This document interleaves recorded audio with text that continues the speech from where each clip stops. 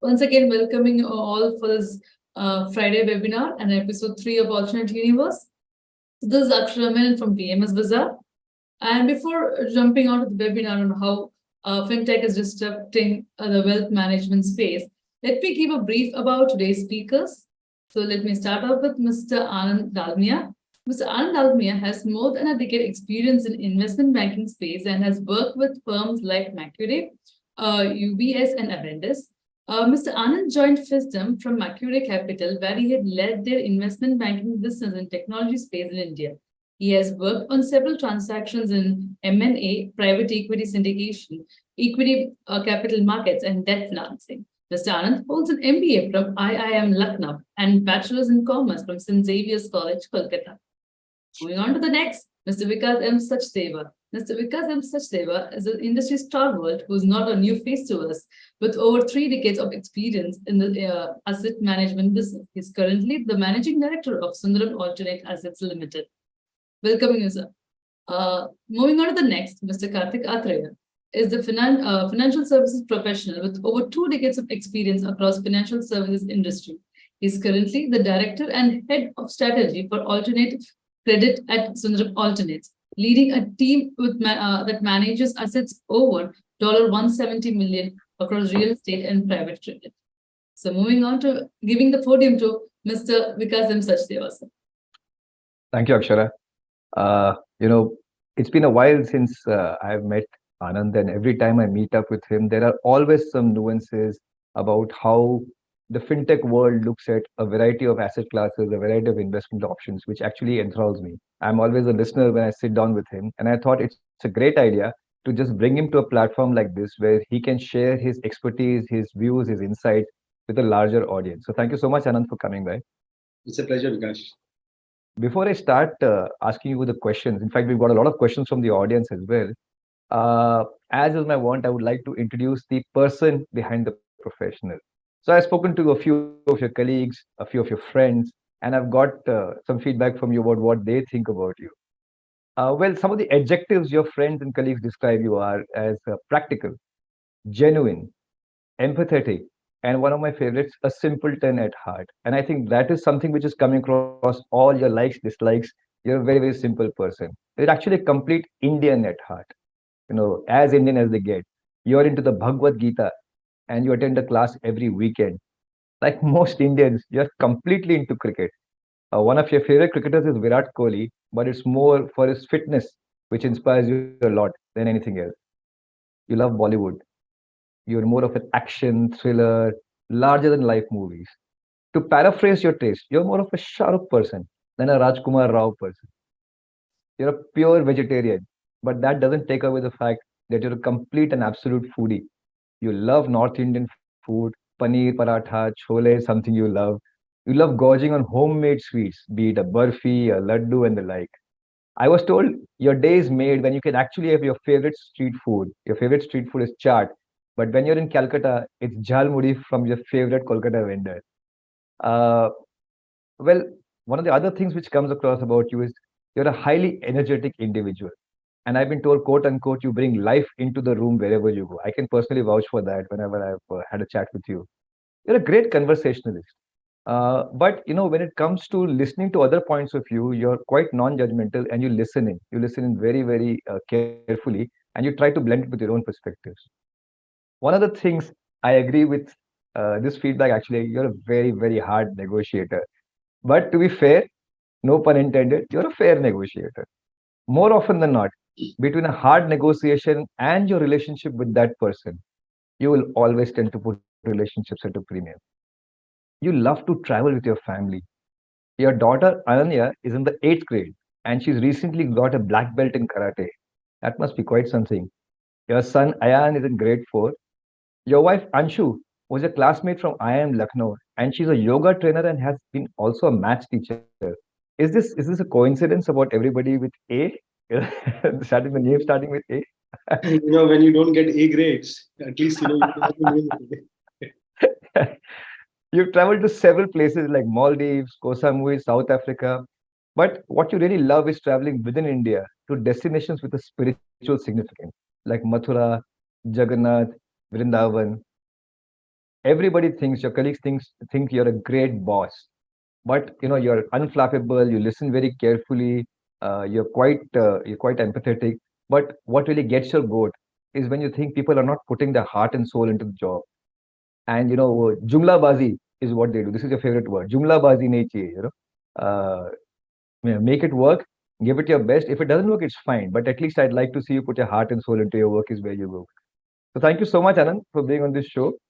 Thanks for the introduction, Vikash. I think, it felt like my 40th birthday when, a lot of my friends spoke about me.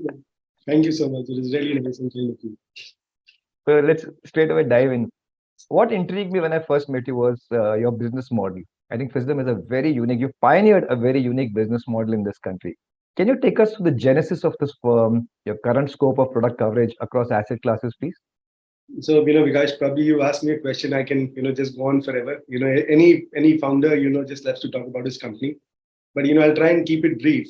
So, Fintech, Fisdom was started by both me and 𝐒𝐤𝐞𝐵 in 2015. So I was an investment banker, as, you just shared. And 𝐒𝐤𝐞𝐵 was a VC investor. So he used to be a partner with Bessemer Ventures, used to sit on the board of Snapdeal and a few other internet companies. So I was a banker helping these internet companies raise capital, and 𝐒𝐤𝐞 was an investor in these internet companies. Both of us had started our journeys together. We were colleagues at an investment bank, and then being the brighter guy, he moved on to a venture capital. If you meet a lot of founders, it's very infectious, and you want to do something of your own. And then, you shared, I'm a 𝐀𝐻𝐿. So I think, it was always a desire to do something of my own. So there were two things that was very, very clear to us as themes and thesis. One was the thesis of financialization of savings, and the other was the disruption of digital on the fintech side, because fintech, the disruption comes at the end, given that the sector is regulated and it has to be done by people from the industry. You will not find too many people just out of IIT going and starting something on the fintech side, given that it's more regulated. So we said, okay, look, it looks like a great opportunity, but are we solving a big customer problem? And then we thought, what is a bigger customer problem than money? Something that all of us love so much, right? Probably the thing that we love the most in our lives. And we said, okay, if you look at the current investing environment, there's a lot of mis-selling going on. You can't track your money. It's just so difficult to invest money. There are people, who are pushing you to invest in products that you don't even understand. It's all jargon. So how do we solve this? And, I think the problem to all solutions is technology. Now, how do you apply technology to solve this problem? And that's where, we thought, okay, can we democratize investing? Can we create a consumer app in finance, which makes it very easy for people to invest? That's how Fisdom was born. It was the first app that allowed people to invest in mutual funds completely digitally. So this is pre-UPI era, pre the India stack. So you couldn't just use your Aadhaar to make an investment. So we worked with the regulators to basically define how can one do a digital KYC by just taking a few pictures and a signature on the app to basically do his KYC. So through the app, we solved a lot of customer problems. The problem of transparency, the problem of accessibility, trackability. You have your money at your fingertips. It's transparent. But, we realized there's some very India-centric problems. And that's how the Fisdom unique business model came through. We realized that, if you look at any presentation, investor presentation or any company presentation, you will see any financial product in India having single-digit penetration. So you'll talk about single-digit mutual fund penetration, single-digit sort of a broking account penetration, insurance. And, when you compare it to the global counterparts, you realize that, we are not even 10% of what a US or a Japan is in terms of any of these products. And the key reasons are three. The first is the problem of trust. Now, when in financial services and investments in particular, trust becomes very important. That is precisely the reason, you see banks, having so much of deposits, right? Banks which are not giving the highest deposit rates, having more deposits than banks which are giving a higher deposit rate, right? Second, the problem of awareness. Like I did my BCom, I did my CA.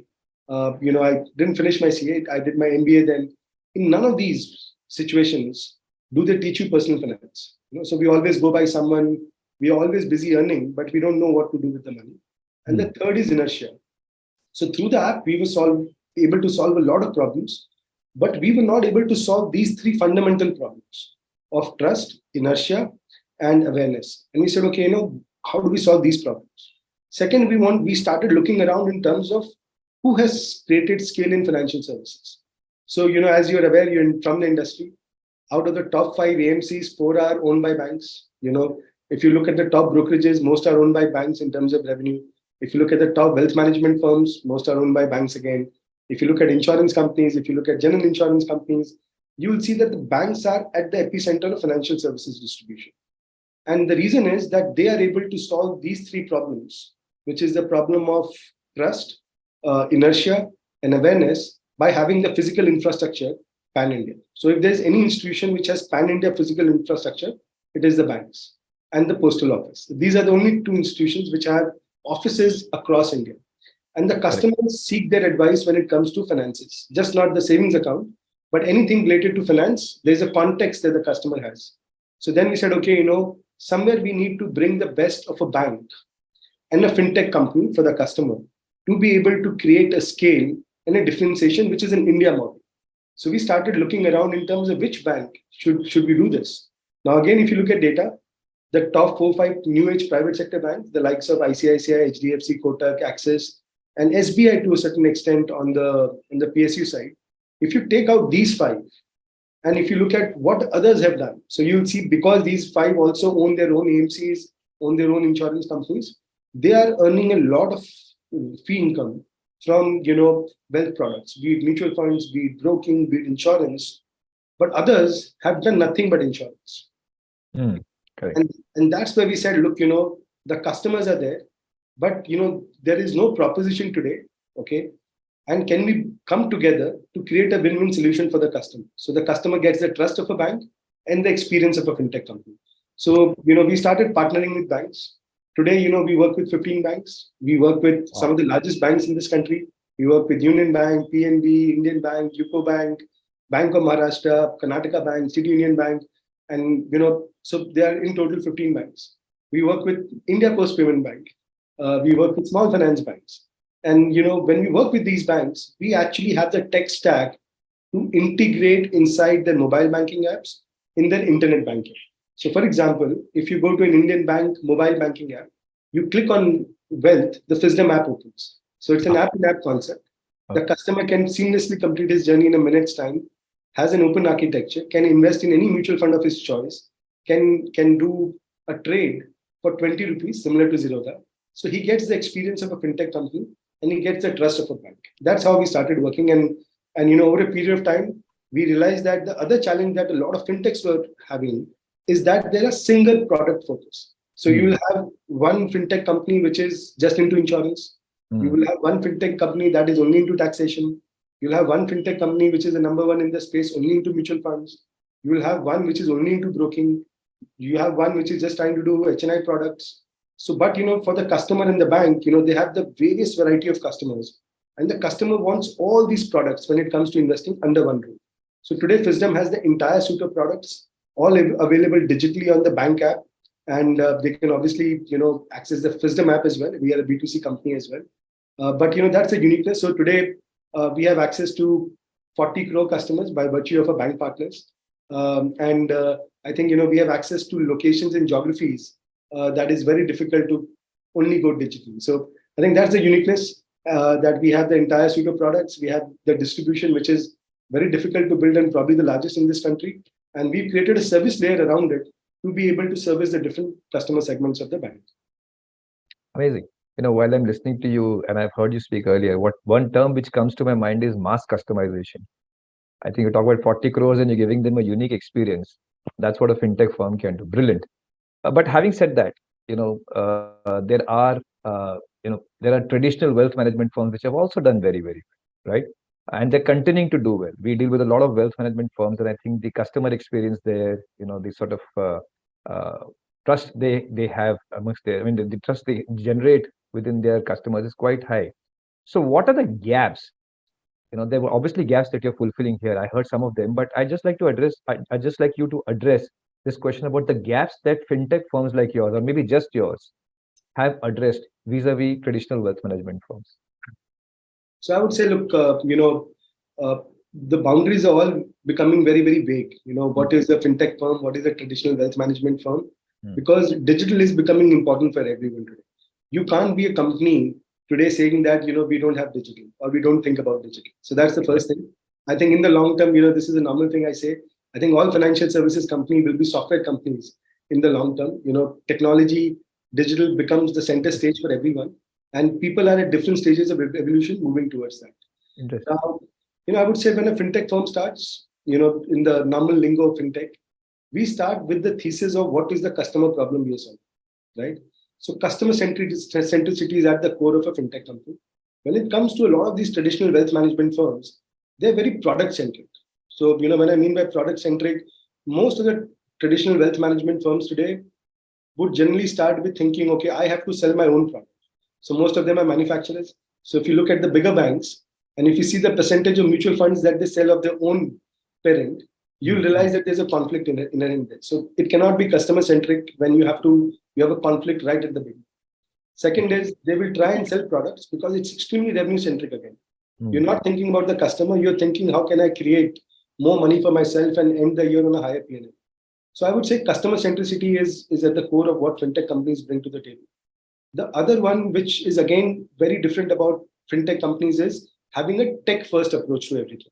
So if there's a problem, we'll think about, okay, what solution can we create to solve that problem so that the problem is solved at scale rather than finding, ad hoc pieces to solve that problem or, people to solve that problem.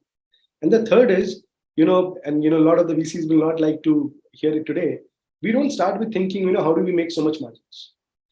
How do we make so much money? The idea is that, you solve a customer problem at scale, you will make money rather than, trying to create margins on day one. So if you look at a lot of listed wealth management firms today, I get very inspired when I see 60% margins for them, right? Or something that they're doing, which cannot be like, either they're not investing back into the business because creating 60% margins as you also run one firm is not that easy, right? Now, what is it that we do to basically solve for these problems, and create a differentiation is to make sure that, there is a service layer around it, okay, to be able to cater to the customer segments that are only a fintech cannot cater. And, I'll talk about it in a bit more detail. But just to bring out the differences, let's look at traditional broking firms and discount broking firms, right? So traditional broking firms earlier, if you were placing your order through calling someone, right, you would be firstly, charged a percentage of your trade. So when I came out of campus, one of the largest brokerage firms in this country, I was paying 1% on buying and 1% on selling, right? I'm sure a lot of us would have seen it, but most of the traditional brokerages still charge you 0.3, 0.4, 0.5%, depending on the size of the customer. Second is there is a guy who's punching these trades for you.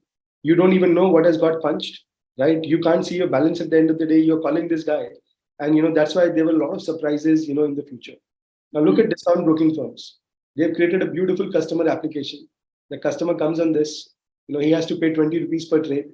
Whether he's buying 1,000 shares of Reliance or whether he's buying 1 lakh shares of Reliance, he only pays 20 rupees per trade. He can track his investments at all points of time. He can see his holdings. He can see the exact rate at which it got delivered. So, and this is where the story of Zerodha comes into the picture, right? When it started, no one was talking about it. I think. And now there is not a single traditional wealth broking firm which is not very high on digital. And most of them have also embraced discount broking. So you see the likes of Kotak now having Kotak Neo and everyone else having that proposition as well to the customer. So as I said, the boundaries are merging. But because of fintech firms putting clients at the center, making it more affordable, the number of customers, you just see the entire industry benefiting. And I think that's what we are trying to do on the wealth space as an overall thing. Now, again, what did we do differently to make sure that we are able to create that scale? Now, broking is a very tech-only product, but when it comes to wealth, where the product is more sophisticated, especially HNI, I'm sure a lot of the viewers here are more HNI oriented. I would say, there is a service layer which is very important. So let's take the story of Flipkart for a moment. There are a lot of e-commerce companies that came to India before that. Now, why did a Flipkart or Amazon break the code? They created a service layer around it, which was a very India-centric service layer to be able to scale. For example, cash on delivery. A lot of people were not very happy at that point of time to use their credit cards on internet sites. I remember, yeah. Then, no questions asked on returns. So you could buy 5 times, but no questions asked on returns, right? The third is logistics. They started investing in logistics so that you get the stuff the same day. So today you order an iPhone on your or on an Amazon. I'm sure you'll get it by late evening. So all these things were worked around to ensure that the customer experience is there. We are solving the customer problems by both technology and a service layer. So today as Fisdom, given that we have various segments of customers, we've ensured that there's a service layer around it, which is by partnering with banks, having people in certain locations to ensure that we're able to cater to the various customer segments while keeping technology at the center. Interesting. I'm sure Karthik also has a few questions. Karthik? Yeah, I must say, listening to Anand, it's a fascinating business model. What I find most incredible is the potential for the business model to disintermediate or tap into a vast set of customers, potential investors. From as an investment professional, I always like to know who the investor is. That's a huge, 40 crore is a massive number, I just would love to hear your insights, Anand, into, what is the typical profile, of, your investors / customers vis-a-vis, the traditional sort of avenues and formats of wealth management platforms. That would be super interesting, because as an alternates firm ourselves, we're used to dealing with, obviously, there are minimums in terms of quantum of investment of 1 crore, and, you typically see, high net worths, ultra high net worths, family offices, and so on and so forth. When you talk about a B2C, type of engagement. And since you cover B2C as a majority platform, although you go through the bank platforms, your servicing, I assume, is towards the customer directly while you're sitting on the bank platform. While they're the bank's customers, you have a fiduciary there. So I'd love to sort of understand, what is the typical sort of profile of these investors from two perspectives. One is, are they hitherto unbanked, would you say? And where, you use some sort of a pull model versus perhaps a vast majority of wealth firms using I should venture to say, a push model.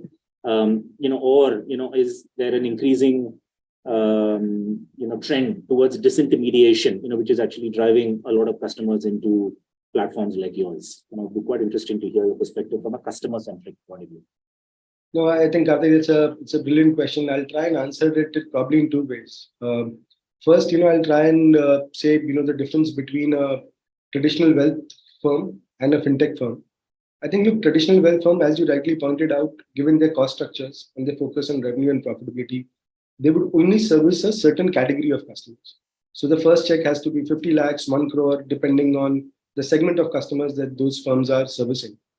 Now, the second is, they have a geographical presence largely in metro and tier 1 cities. So most of the wealth firms that I see generally will have 4, 5, 10 or 10 offices at the max. And they will be concentrated in tier 1 cities and metro cities. So the customers that they service are from these cities, right? And given the, given the size of the check, they generally tend to focus only on slightly older customers. Because, while there may be a few professionals who become rich early in life, most of the people, that you see in that category who have an investable surplus of, 2 to 5 crores or more are generally of a certain age, 50, 55 plus. So you will see that, traditional wealth management firms would have a lot of focus on tier 1 metro cities, first big check size, investable surplus, and would have customers who are of a certain age, 50 plus. Now let's come to a fintech firm. Now, look, if you come to a Fisdom, you can start your mutual funds with 100 rupees, right?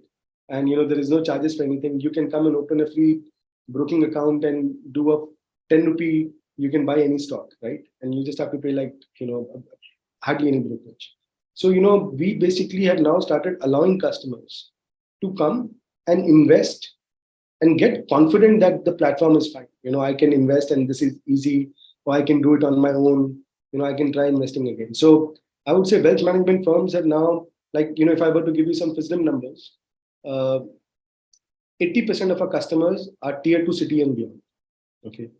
And I think, Jack Ma once said it, that look, for Walmart to create 10,000 more customers, they will have to build a new center. They will have to have more warehouses or a new location. I just need 2 servers, right? Today, you don't even need a server. You have cloud, right? So you just need to. So, given that technology makes it so easy for people to come and access, I think, we are breaking into tier 2, tier 3, and that's the reason you would see mutual fund customers more than doubled in the last 5 years, broking accounts more than doubled. So what happened in the last 20, 30 years and suddenly doubled in the last 2, 3 years, right? And a big part of that goes to digital, because accessibility problem is now got solved for this country. Anyone, anywhere can do it. Secondly, I spoke about the 3 fundamental problems of India, which is, trust, inertia, and awareness. I think all 3 are being done by technologies companies for the mass affluent, mass and the retail customers. So you would see a lot of branding being done by fintech companies. So branding ensures a certain level of trust with the customers, right? They can come and do a small first check. So they're not pushed into a first 50 lakh. I remember, my friend at Paytm, the earlier Paytm Money CEO, he once said that, look, we also consider redemption as a transaction, and we're happy that the customers redeem it. Now, you talked about this to any traditional wealth management firm, he'll think that these guys have gone crazy. But the fact that someone got the money back into the account, he will come back again. So fintech companies think very differently. So, the problem of trust was being broken by a lot of TV ads and branding and marketing, so that they become more aware about the product. They can do a first small check. The second is awareness. I think that's where fintechs have played the largest part. And we at Fisdom have also done a significant role in trying to drive how we create awareness in this country. Right? So for awareness, you'll see a lot of webinars, a lot of content, a lot of video, a lot of influencers. So a lot of investment being done so that, people start getting more comfortable about, trying to do the first investment. Right? So today there are influencers that you trust, and you can write that influencer when he says, use this platform or invest in this product. So it becomes a much more easier thing. You can read about anything and everything on YouTube.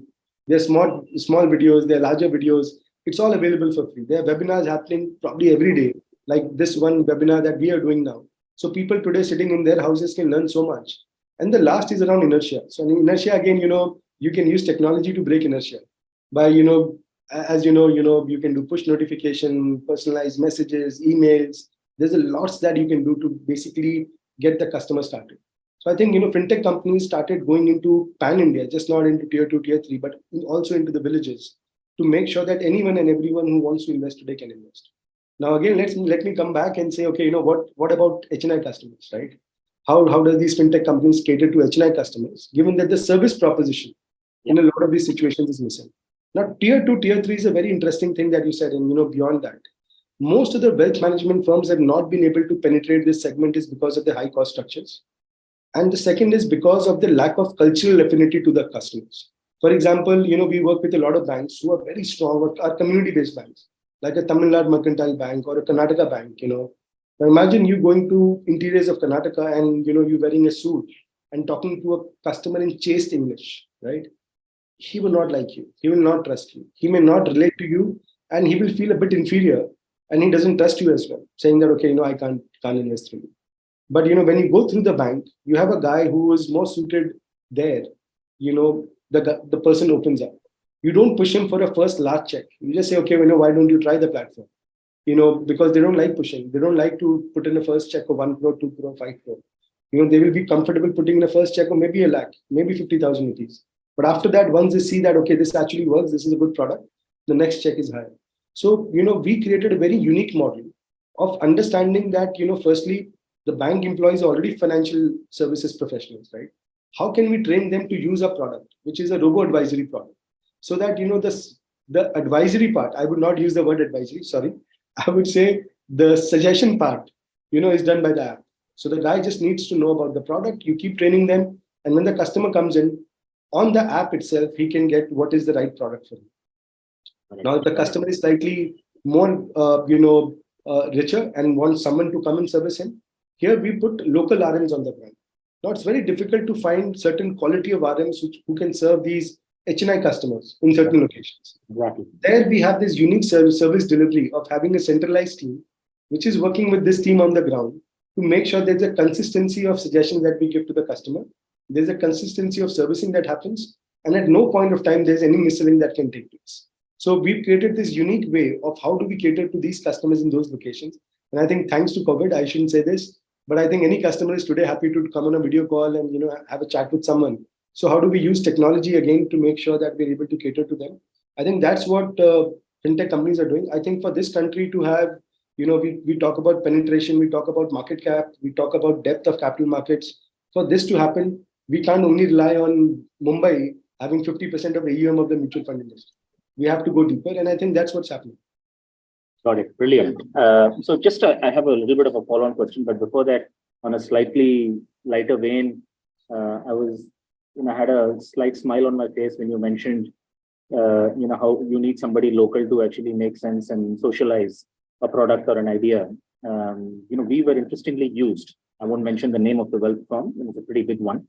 But we were used, and I personally, went to Interior South and had to speak in chaste Tamil, not English, because the wealth firm couldn't get through to the client. They knew the client had bucket loads of money, but we actually went and pitched. And the irony is that he sold our competitor's product to them, versus ours. But anyway, leaving that aside, I completely agree with you in terms of investor awareness, education, and how do you break the, sort of inertia. So as I understand it, Anand, your platform is sort of a combination, to use your words, sort of a wealth suggestion / advisory, I would call it advisory, a wealth management platform, where, you have a repository of information which the investor can access, use, understand, monitor, so on and so forth, and a distribution platform. Obviously, you need to sort of look at an integrated approach to, working.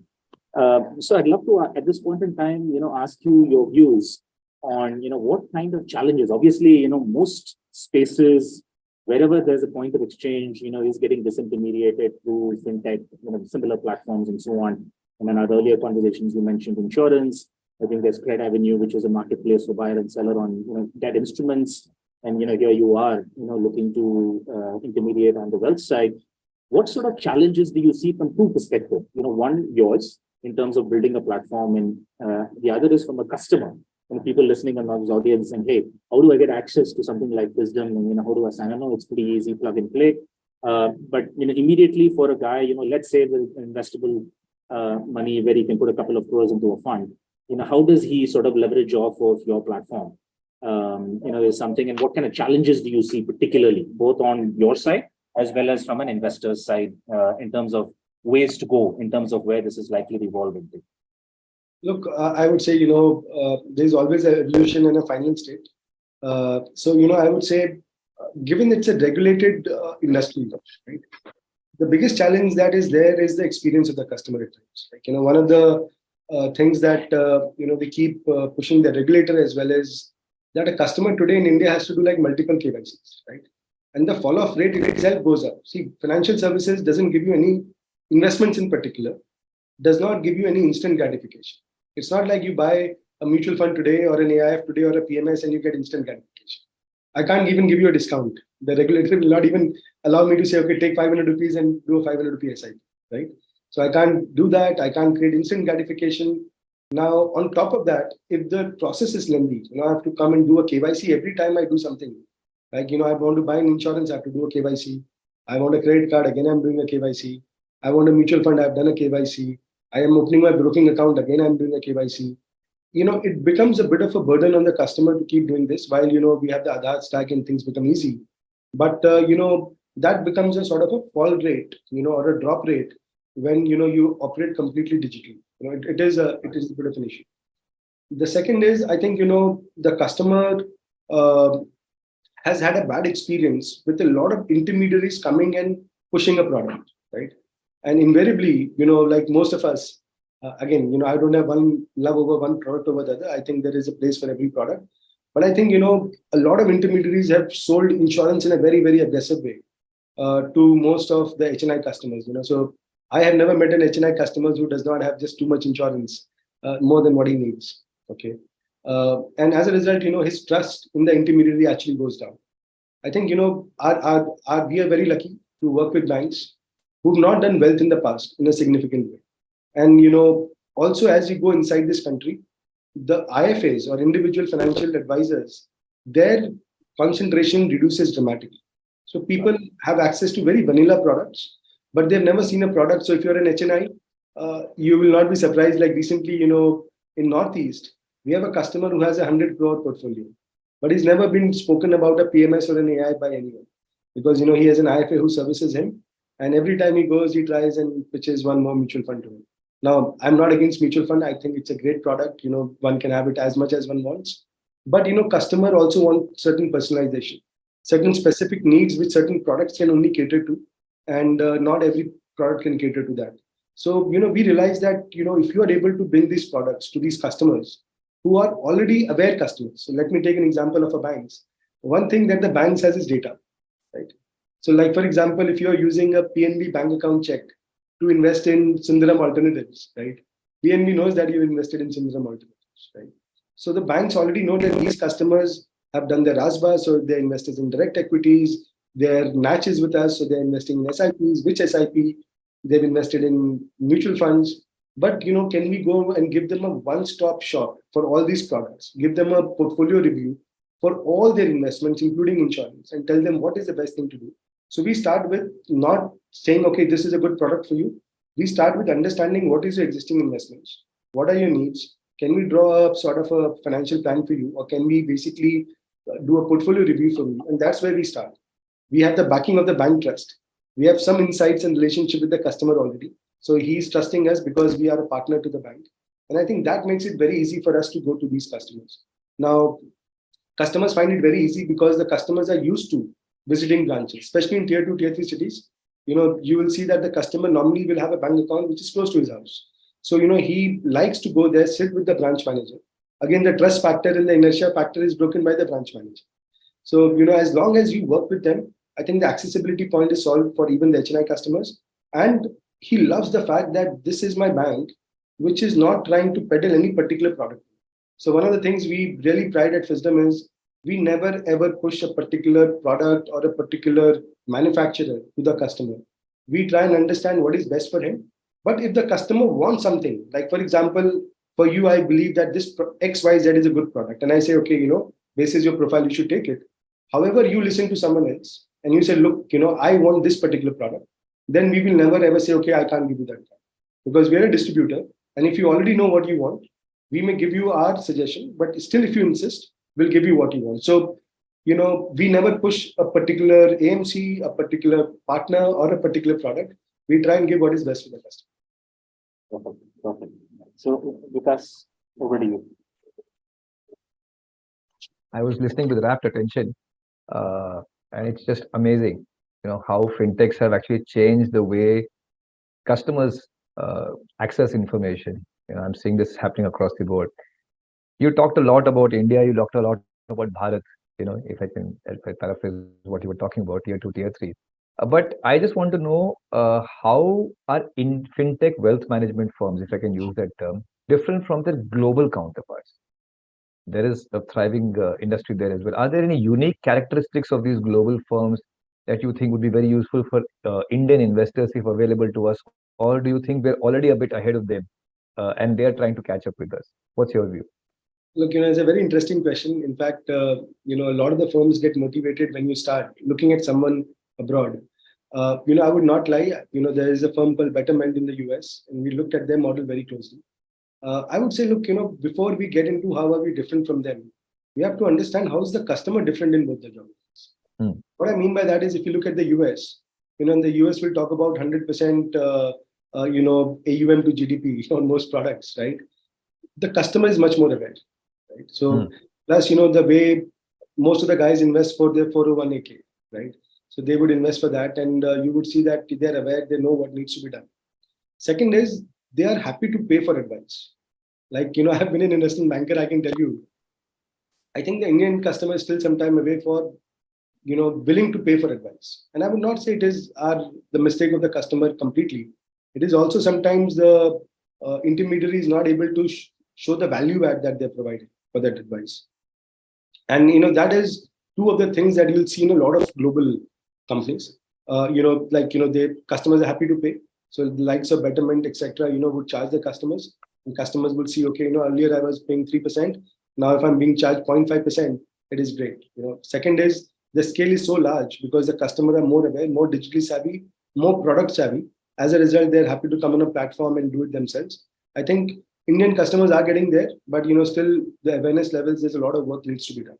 The third is regulations. Like whether you look at broking, whether you look at each of these segments, the regulations are very different. Like, a US broker basically is holding the stock. I can give you fractional investing. I can't do all those things in India, because the regulations there are very different. So I would say, when you look at all these things, I would say India, I think and given the diversity of this country, I think the fintechs have a much larger role to play. I think regulations are coming around. I think SEBI is doing a fantastic job. While, as fintech, sometimes it becomes a bit of a stress for us to process all the new regulations that are coming at a speed. But I think, it is also making the industry more secure, people getting more comfortable. And I would say they're very open to digital ideas, very, very open to digital ideas. Second is, I think, we have certain things that US does not have. So today, a US fintech firm cannot afford to have a customer for 100 rupees of mutual fund. That's like $1, right? India, we can do it because it takes like 1 minute for a KYC. We have the India stack. We have UPI. So if you're ever in the US and you try and make a payment, you'll realize that how, if you travel, you'll suddenly miss India and your UPI. So I would say, look, we have a lot of advantages and a lot of disadvantages. But the good thing is the regulator is extremely digital, right? And customers today are becoming more, I would say, risk savvy. So earlier, you would see the new generation of people being much more risk savvy. I got a lot of heart when I see the number of crypto investors in India, which I could never understand, and I could see anyone and everyone around me investing in cryptos. So it shows that people risk appetite is going up. They want to try out new things. They want to find out how to make money. They're happy to listen to webinars, to YouTube videos. So I think, we are getting around there. But yes, access to product for Indian customers is still a challenge, like ETFs, global ETFs. So I think, we still have some work to do, but, I would say no complaints given the preference for digital that the regulator shows and wants to make sure that the lowest common denominator, which is 100 rupee customer, is taken care of. So a lot of the regulation is not for the HNIs. It is to make sure that in a mutual fund, for example, I can invest 100 rupees in a mutual fund. Because you being a rich guy will invest 100 crores in that same mutual fund. Right? Yeah, sure. But both of us get the same service, right?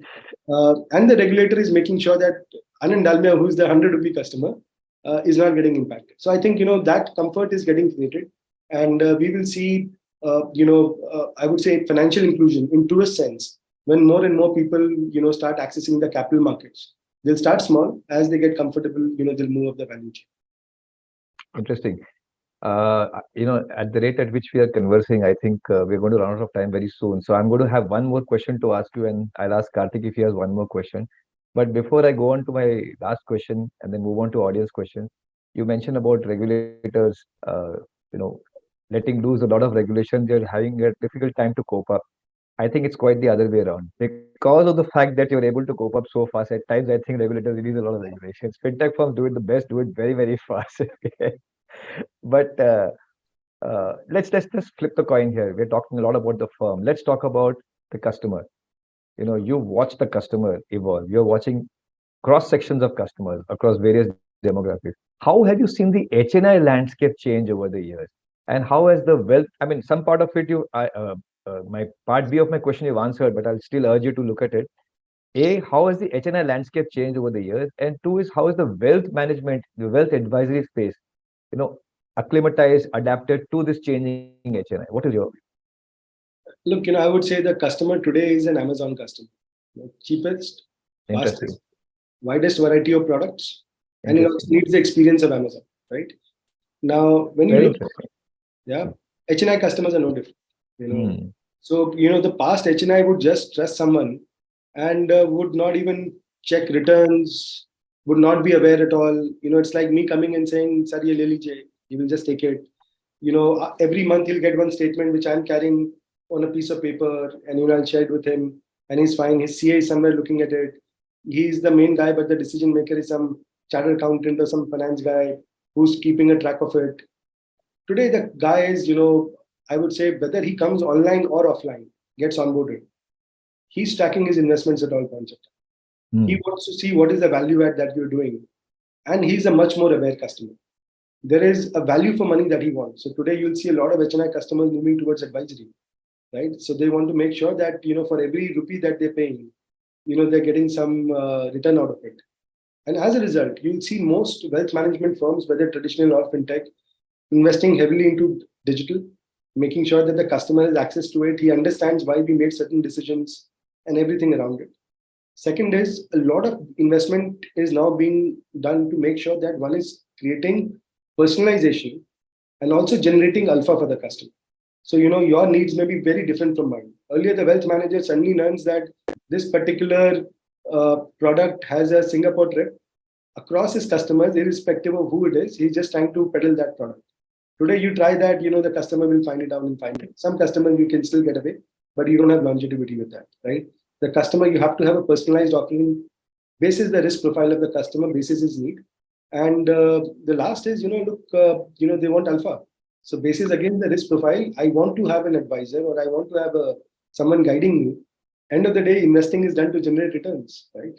And so people are now investing into portfolios. They're having research teams. You do not believe we have a very large research team. And the job of the research team is at all points of time to make sure that we have a very good grasp on what we are offering to our customers. And everything is managed centrally so that intentionally or unintentionally, the RM doesn't sell the wrong product to the customer. So, with technology, you can also make sure that unintentionally also, he's not selling the wrong product to the customer. Interesting. Very interesting. Karthik, if you have one more question, then we'll go to the audience. I had a question. few, but I know you said we're running out of time. I'm conscious of it. So super interesting conversation, Anand. I know you touched upon a lot of things, especially on what is the kind of selling / mis-selling to customers and so on. And we've been often bulk for majority of our conversations when we pitch new product, especially from the investment side, has been particularly to highlight risks and not necessarily the returns, and then paraphrase that in terms of what kind of return an investor can make using this. But very often, we found people only looking at returns, for example. So for example, when I mentioned real estate, the instantaneous response without even hearing any of how our product is structured is, will I make 20%?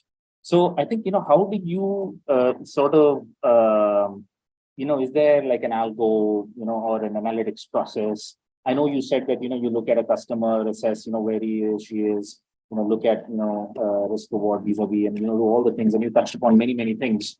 But is there, a way you can sort of articulate how do you sort of specifically customize a risk reward to a particular type of investor, while he or she may be looking at alpha, how do you, in a sense, you're already unbiased on a neutral platform and, you don't bias yourself and particularly sell house product, especially for the banks. But, is there a way that, your tool or your process automatically addresses this and makes sure that the customer / investor is seeing products that may actually be only within their risk return profile? Look, I think, Karthik, this is something that I think the industry has a long way to go. But I'll tell you what we've done. And I think it's just the beginning of the journey, in terms of how technology can solve a lot of these problems. And what can be done to increase governance, when it comes to servicing these customers. Like first is, the holy grail of all wealth management firms issues was around RMs, right? The dependence on RMs, right? Today, you will not see that dependence being so high because the customer is used to a platform. And once it's like, when Kotak started coming with 6% savings bank account, I never shifted my Standard Chartered bank account to a Kotak account because I was very used to the mobile banking and internet banking of my bank. And, I'm okay to live without that 2% extra. So I would say first is moving towards tech first. It really helps to make sure that everyone has a common basis to, look at investments. So first thing that we did was we spent a lot of time, understanding the risk profile parts. Like if I ask you some philosophical questions on risk profiling, what happens what you'll do when the market goes down? If those questions, sometimes you don't know exactly what you do. You may just answer something for the sake of it. A lot of the times RMs don't even do that, don't even make a risk profiler. They just fill it, afterwards on their own to just say, okay, this is a risk profile because they wanted to sell a certain product to the customer. I think we put in a lot of behavioral questions around that to understand and come with a proper risk profile. And also explaining to the customer that return is never absolute. It is basis a risk profile and it adjusted for asset allocation, right? Like, if real estate, if you want 20%, you have to take a certain amount of risk to get to that 20%. If it was so easy, then, the banks will not try and find people for loans. They will put all their money with you and say, okay, we are great. We have cost of funds at 4-5% and 20% will be given by you. Why waste so much time trying to find people who want loans and have teams to process and all of that? So we believe that, the first part is the risk profile itself. And we try and merge that with a lot of behavior on the platform also. Like, we try and see, okay, what are you doing on particular days? We try and see which are the, pages of the app you are viewing more regularly. You may have clicked 2 times to buy, but you didn't buy. You may have clicked 2 times to sell, but you didn't go ahead and sell. So, we understand that what is your behavior, and, we create customer personas as a result of it. Now, what is the work ahead of us? Try to manage his social media with this to make stronger personas. As I said, there's a lot of work that big data can do here, AI, ML can do here, to basically get better customer personas. And you can keep improving on this over a period of time. The second is, once it's done, all products, all content is personalized to you, saying that, okay, this customer should only see these products and this personalization. Now, as I said, it's very important that when a customer is doing anything, he knows that this risk is there. Now, all content also that goes to the customer, right, is very thoughtful around, his persona. Like, the markets are falling. It's very important the customer is a jittery customer, conservative customer, does not go and sell at that point of time, right? And, this is now, it's not possible for us to do it in person. It's very important for us to do it digitally to the customer. So, we've created algos around personas and only made sure that those products can only be sold to those customers. Anything is an exception, and we need to know the reason for that.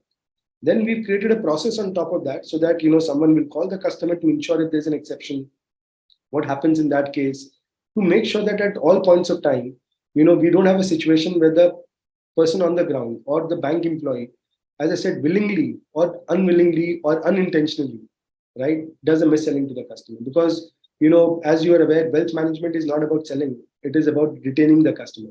And, we ride the trust of the customer along with our bank partners. And we can't afford to do it for some small revenues to try and mis-sell. So I think it's a continuous exercise. There are regulations around advisory. So we have to be very careful in terms of what we can do, what we cannot do. But I think the industry is evolving very, very fast. And I think, whoever solves the problem for the customer at large will be the winner. The other things as value add that the customer wants today is everything under one roof. As I said, if you want an asset allocation advice, and if I don't have your broking account, so already I'm suggesting something to you, a PMS, which has 20% of its investment, suppose in ICICI Bank. Now you already have through mutual funds so much of ICICI Bank. You may have direct equities to ICICI Bank, but collectively, am I showing analytics to the customer to tell him what percentage is in financial, what percentage is already in ICICI Bank? As a result, this product is not good for you, right? So, given that, that's the reason we worked on this entire platform of all products, so that, the analytics. So if you come to our dashboards, you will see analytics across products, including insurance, to come into your asset allocation. Because a lot of the HNIs today, and, we just saw the regulations around the short return products, people taking a short return products as asset allocation and not as for, not for insurance.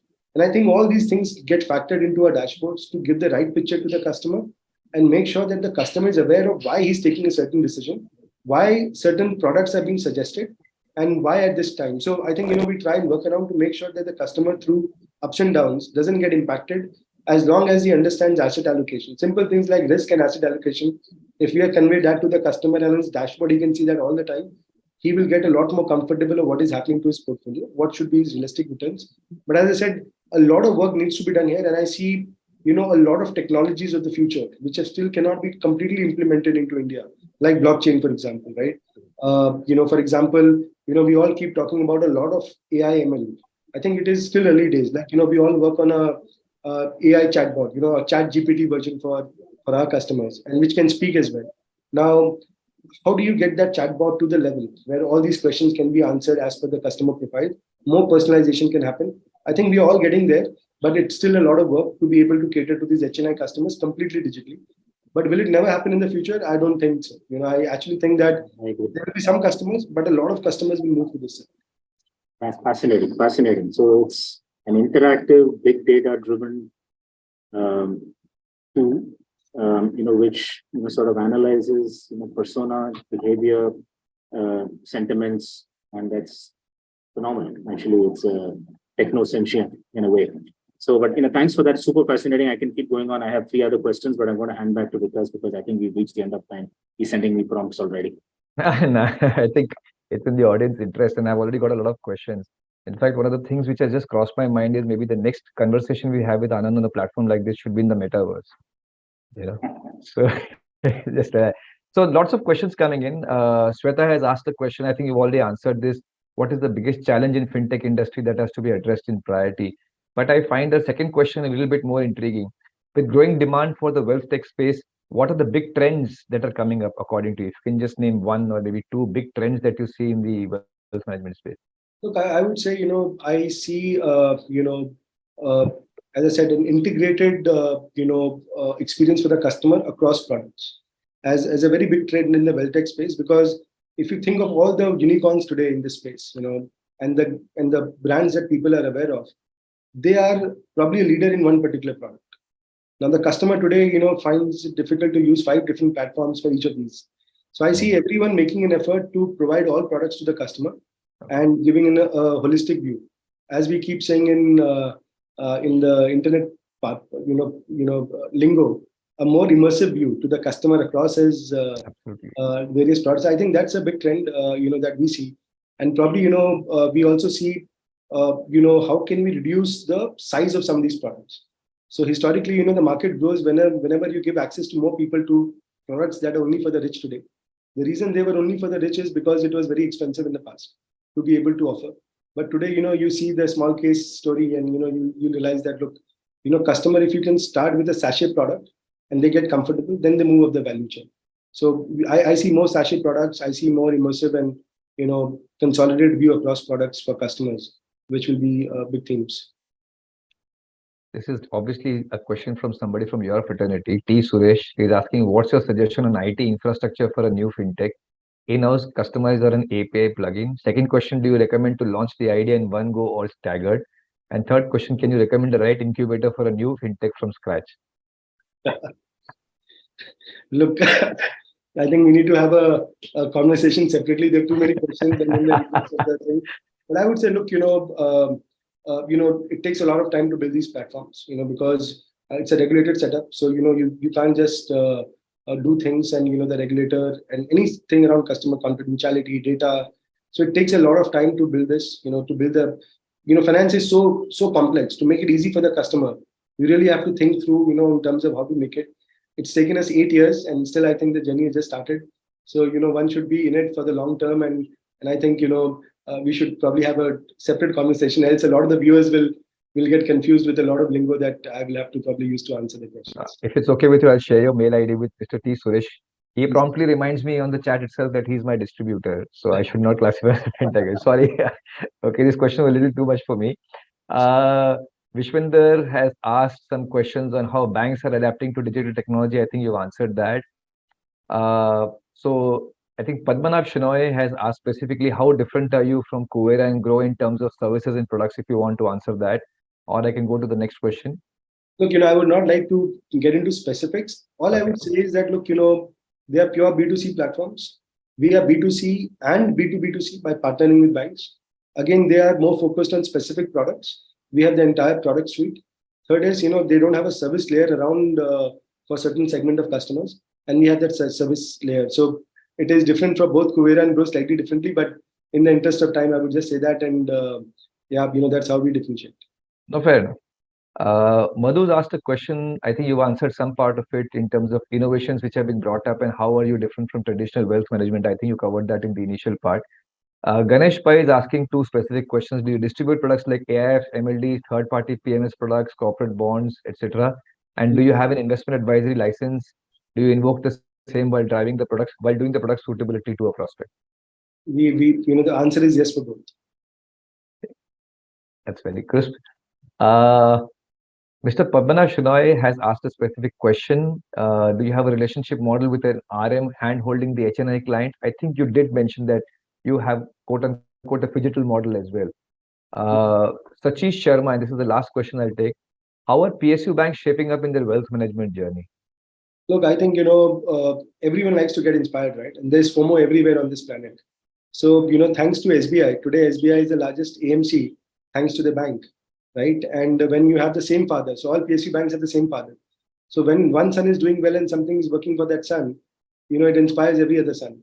So I would say, today, you see every PSU bank, digital is at the center stage of what they're trying to do. You see very big budgets. They've hired the bluest of blue chip of consultants to transform the entire digital journeys. They are today very well versed with digital. They have analytics teams. They have digital marketing teams. And I think, we were lucky to start with them at a time when we started. And, we are riding the wave with them in terms of how customer-centric they are getting. Just to give some data points, like if you look at SBI today, SBI every quarter sells around, and it's in the investor presentation, sells around more than 4,000 crores through SBI in mutual funds itself. Now, you can pick any wealth tech platform in this country, doesn't even get close in a year to that number. And I think, that is the opportunity that we have with all the bank partners that we have. And we have Interesting. SBI has SBI mutual. I'm saying SBI generally only sells SBI mutual fund on YONO. We give open architecture to our bank partners. That's interesting. FOMO because of YONO. That's it, yeah. In fact, I completely corroborate your point of view because I have a friend who's in Bob Fintech, a very senior gentleman, and I've been watching 𝐻𝐿𝐻𝐿. I think I've seen him build the entire digital stack, from scratch. We are partners It's to quite Bank of inspiring. Baroda. We are partners. I'm saying we are partners to Bank of Baroda as well. So Amazing, amazing. So I think there is a prize for the best question, and if it's okay with you, I just like to order it. I'd like to give it to Shweta. Shweta, share. I don't know what her surname is. Is that a surname or an acronym? But Shweta asked a question on wealth management trends. I think that was a very good question. So if it's okay with you, we should just give her the prize for the best please. question. Shweta, please do send us your details. Your prize will be on your way. Thank you so much, Anand. On behalf of Karthik, me, and Sundaram Alternates, I'd just like to thank you. This has been an extremely invigorating conversation. I've heard you speak a few times before, but again, the few insights which come in, the penny dropped when you said my customer is an Amazon customer. It just changed my whole thinking process. Amazing. Thank you so much, Anand, for gracing the show. Thank you so much. It's a real pleasure to speak to all of you. Thanks, Vikash. Thanks, Karthik. Thanks, the PMS Bazaar team, for having me. Thank you so much. PMS Bazaar, and as well, thank you all for giving us such an insightful session. Thank you all.